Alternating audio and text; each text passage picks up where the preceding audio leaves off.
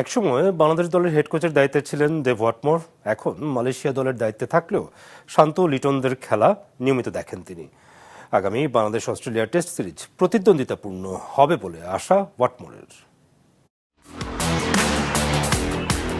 Dave হটমোর দেশের ক্রিকেটে অতি পরিচিত একটি নাম।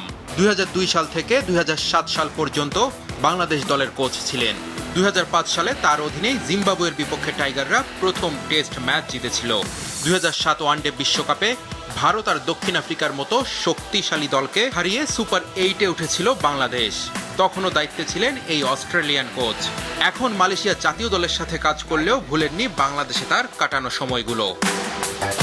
নাজমুল হোসেন শান্তরা এই মুহূর্তে অস্ট্রেলিয়ায় আছেন। দেশটির কন্ডিশন সম্পর্কে বেশ ভালো জানা হটমোর মনে করেন অনুশীলন ম্যাচে ভালো করতে না পারলেও মূল ম্যাচ প্রতিদ্বন্দ্বিতাপূর্ণ হবে। বাংলাদেশ যদি অস্ট্রেলিয়ায় আরো প্রস্তুতি ম্যাচ খেলার সুযোগ পেত তাহলে তাদের জন্য ভালো হতো। অস্ট্রেলিয়ার কন্ডিশনটা ভিন্ন।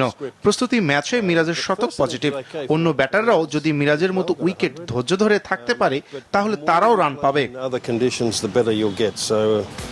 বাংলাদেশের খেলা নিয়মিত দেখা এবং ক্রিকেটারদের সম্পর্কে খোঁজ খবর রাখেন হটমোর। টাইগার পেসার নাহিদ রানাকে নিয়ে দারুণ আশাবাদী তিনি।